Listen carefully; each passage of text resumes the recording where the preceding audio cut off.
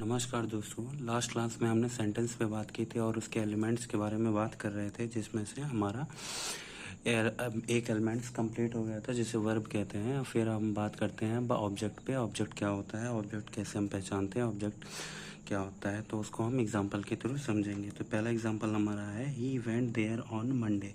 वह वहाँ मंडे पे गया। तो इसमें ही सब्जेक्ट हो गया, वेंट हमारा वर्ब हो गया, देयर ऑन मंडे ये ऑब्जेक्ट है कि नहीं, ये है क्या चीज़, उसे कैसे पता करेंगे। तो आइए हम जानते हैं कि ऑब्जेक्ट कैसे पता करते हैं। तो क्या है, वर्ब के बाद व्हाट और हुम का आंसर ऑब्जेक्ट कहलाता है। मतलब कि अगर वर्ब के बाद व्हाट और हुम का आंसर मिल रहा है तो वो ऑब्जेक्ट है, अर्थात नहीं है। तो जैसे कि इसमें इसका मतलब क्या है, वह वहाँ मंडे को गया। तो इसमें ही वह वेंट गया, कहाँ गया, मतलब वेयर, वेयर का आंसर मिल रहा है, देयर गया, वहाँ गया।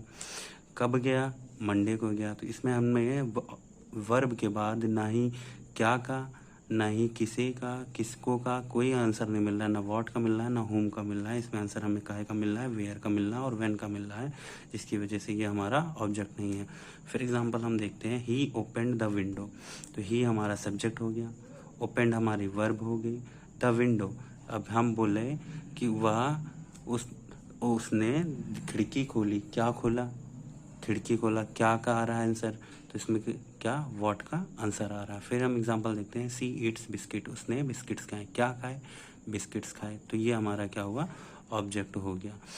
मीन्स मतलब ये है कि सेंटेंस में अगर व्हाट और हुम का आंसर मिल रहा है तो उसके बाद हम ऑब्जेक्ट वो कहलाता है, नहीं तो वो नहीं कहलाता है।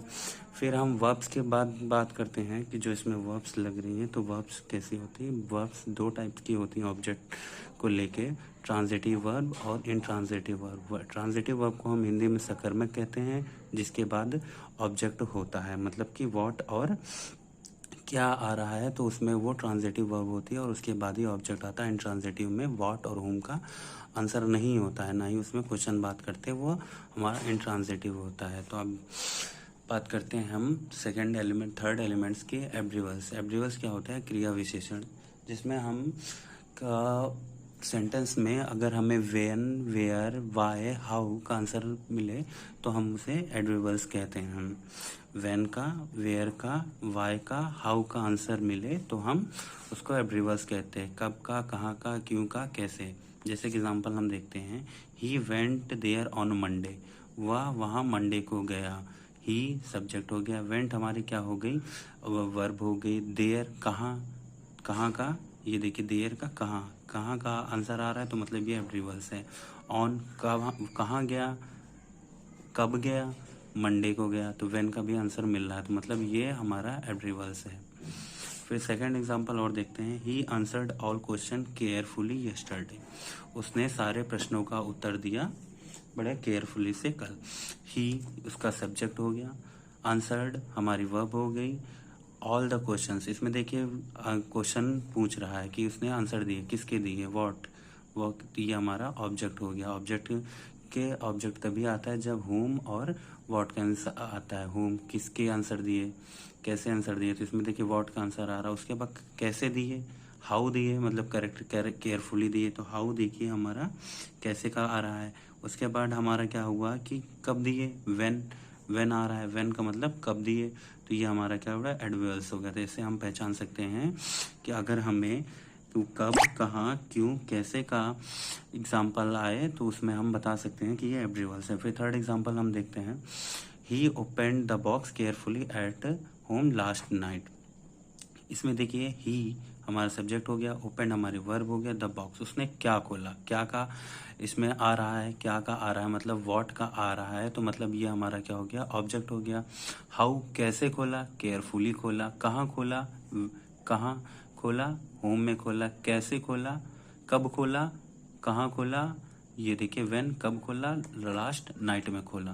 तो ये हमारा एब्रीवर्स, ऐसे हम पहचान सकते हैं ये एब्रीवर्स होते हैं। फिर हम बात करते हैं वर्ड और फेज। वर्ड क्या होता है, वर्ड हम शब्द को कहते हैं और फेज हम क्या कहते हैं, शब्द के ग्रुप्स को कहते हैं। जैसे क्या है, a group of word that make uncomplete sense, मतलब कि वर्ड का ग्रुप तो होता है बट उसका कोई सेंस नहीं निकलता है। अगर सेंस निकल आ जाए तो वो सेंटेंस हो जाएगा। इनका सेंस नहीं निकलता है। कुछ वर्ड्स होते हैं जिनको मिला के हम फेज बनाते हैं, और फेज बनाने के लिए मिनिमम 2 वर्ड्स तो चाहिए, तभी तो वो फेज बनेगा, नहीं तो एक वर्ड रहेगा तो वो वर्ड ही रहेगा इनकम्प्लीट। जैसे कि हम बोले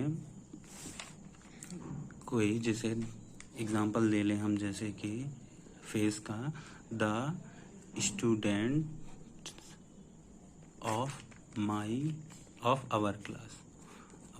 इसमें देखिए बात कंप्लीट नहीं हो रही, हमारे क्लास के बच्चे, तो इसमें कोई बात कंप्लीट नहीं हो रही, इसका कोई सेंस नहीं, तो ये हमारा क्या है, अनसेंस है। बट ये क्या है, ये सेंटेंस तो नहीं बन सकते मगर सेंटेंस के एक पार्ट बन सकते हैं। सेंटेंस के पार्ट तो बन ही सकते, इसके आगे आगे हम सब्जेक्ट लगा दे, ऑब्जेक्ट लगा दे पीछे, तो हमारा ये सेंटेंस बन सकता है। तो आप ये समझ गए होंगे वर्ड और फेस में डिफरेंस क्या होता है। फिर